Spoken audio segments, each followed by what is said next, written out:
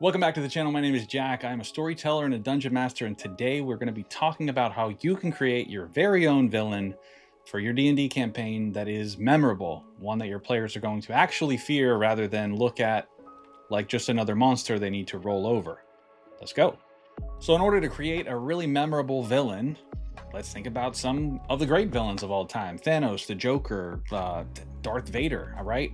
These are iconic villains that are memorable not just because they're the bad guy, but because of the impression that they left on the world, on the characters in the story. Their names themselves were feared without even having to be in the scene. And that's the kind of villain that you want to create for your players at the table.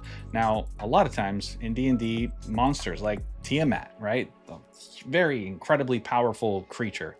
Boring, in my opinion. A lot of times they're just typical, we're going to go fight this creature in that place. It ends up really just being a dungeon crawl with a giant health bar at the end, and it just doesn't actually leave an impact. So if you're creating a world and you're trying to come up with a impactful character, we have to think about it in a more broad and complex way, right? So I'm breaking it down into basically three categories. The first category is your villain has to have some sort of presence. The character has to be felt all over the world, whether it's by symbols, by zealots, by aftermath. The name is whispered. It's something that is feared or revered. And a lot of times what that leads to is actually the players having some sort of respect, even if it's out of fear, for this person, this thing that is plaguing whatever their mission is. And that's really important. Their presence should be felt, their reputation should be felt, and that's something that you have to create whenever you're building the world itself. Number two, some of the best, most relatable villains have something that they believe in, and a lot of times when you think about them, you kind of are like, maybe they're right in some way. Maybe you can understand why they feel the way they do or why they believe the way they do, but they have to believe what they're going after is true, is right, unless you're just, going for a chaotic evil kind of thing, which again, if you're doing that, then you're going for the dungeon crawl, big stat block anyway, right? But again, we need to look at them as if they are a real person in your world. The current campaign that I'm running, the overarching villain, Xavier, is a character in the world so much that he has a family, and his backstory is just as complex as one of the player characters. I built him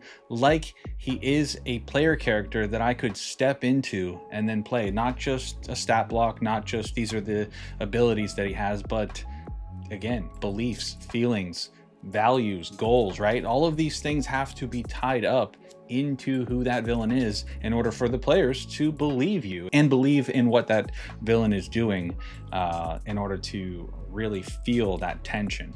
And the last key thing that you need the villain to do is you need the villain to shape the world. You need that villain to take the presence and take what they believe in and mash it all together so that everywhere the party goes, they see the results of that villain's impact, right? Whether it's towns destroyed or people left alive with stories, again, zealots that follow his command, his or her command, wherever they go, it has to feel real. That character, just like your player characters, are in that world, and you need them to believe that the villain is having an impact everywhere they go. And as they're working their way up, trying to get to that last big battle or whatever it might be, they need to know what he or it is capable of prior to getting to that point. A good villain leaves an impact long before you meet them and long after you meet them, and a lot of times it leaves some of the people, some of the players, wondering if they've made the right choice in either opposing them, standing up against them just in general, or maybe not believing in what they believe.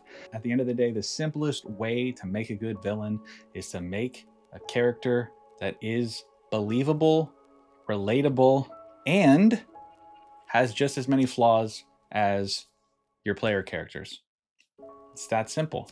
That's all I have on making a villain. If you are creating something homebrewed for your world and you're trying to come up with that character, let me know how you're doing it. Ask questions. I'm here to help. Looking forward to a discussion about good villains. Maybe I missed a couple. But if you do like this kind of content, do me a favor, hit the subscribe, hit the like, do the things, and I'll see you on the next one.